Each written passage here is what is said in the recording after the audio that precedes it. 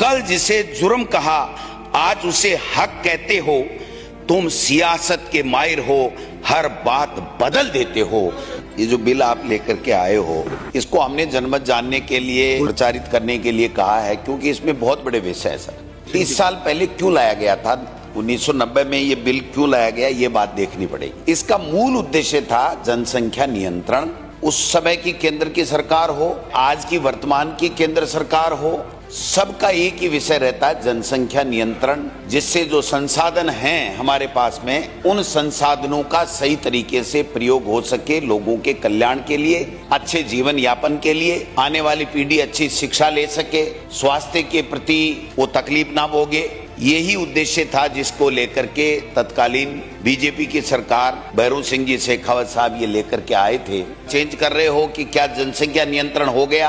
क्या केंद्र सरकार ने अपनी नीति बदल करके छूट दे दी कि नहीं, अब जनसंख्या नियंत्रण की कोई आवश्यकता नहीं है, मर्जी आए जितनी जनसंख्या बढ़ाओ। बढ़ती हुई जनसंख्या संसाधनों पर बोझ मानी जाती थी, क्या वो बोझ समाप्त हो गया है? कानून की कोई प्रासंगिकता ही नहीं रही है, या इस बिल के बाद में कोई फर्क नहीं पड़ा, जनसंख्या ज्यों की त्यों ही बढ़ रही है, इसलिए अप्रासंगिक हो गया है? मेरा ऐसा मानना है कि जनसंख्या ज्यों की त्यों बढ़ रही है, केंद्र की नीति त्यों की त्यों है, जनसंख्या नियंत्रण की बात है, कोई इसमें गिरावट नहीं आई है। जो ग्रामीण परिवेश 70% के लगभग ग्रामीण परिवेश में रहते हैं, कोई इतनी बड़ी जागरूकता, इतनी बड़ी शिक्षा नहीं आई है तो उसकी वजह से उनके सो मोटो ही समझ में आ गई हो, कानूनी की आवश्यकता नहीं है। अगर इतने ही कानून की आवश्यकता नहीं है तो ये डबल इंजन की सरकार है, फिर ऊपर वाला जो इंजन है वो घूम रहा है विदेशों के अंदर, वहां से कोई कानून बना करके ले आए, या फिर सरकारी योजनाओं का लाभ, सरकारी नौकरियां, इनमें जो आपने कानून इसमें शर्त लगा रखी है 2 बच्चों की, क्या उसको भी अब आप लेकर के आने वाले हैं? क्या उसको साथ में क्यों नहीं लेकर के आए? कि कोई विजन नहीं है। अभी तो डबल इंजन की सरकार है, अपनी मर्जी है जैसे करें, जिसको पकड़ो उसको पकड़ो, जिसको परेशान करो परेशान करो, जो कानून की व्याख्या, जो अपनी मर्जी से कानून बनाओ।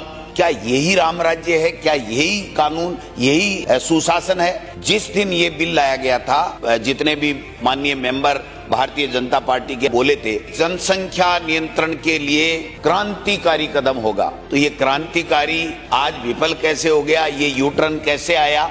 यू टर्न में तो वैसे भी ये मास्टर है, और पंचायत राज मंत्री तो जाने ही इसीलिए जाते हैं कि ये यू टर्न मंत्री हैं, तो इनके ऊपर तो कोई ज्यादा शक भी नहीं करता।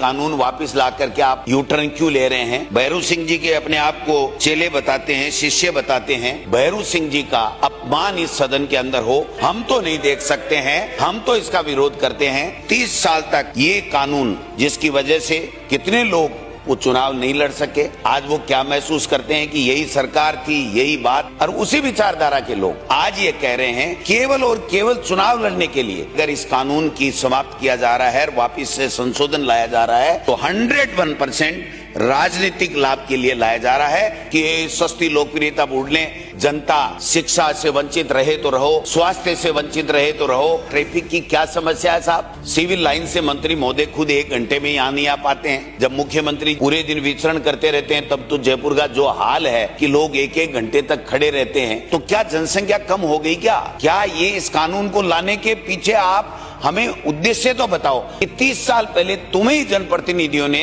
इसी विधानसभा के अंदर ये कानून लाए थे, 2 से ज्यादा के बच्चा अगर होगा तो वो चुनाव लड़ने का अधिकारी नहीं होगा। आज हम उसी कानून को वापस ले रहे हैं, और वही सरकार ले रही है जो सरकार लेकर के आई थी, क्योंकि जनसंख्या नियंत्रण किए बगैर तो हम लोग विकास कर ही नहीं पाते। 2047 के अंदर विकसित भारत बना रहे हैं, क्या इस कानून से, बच्चों की छूट देने से विकसित भारत बन जाएगा?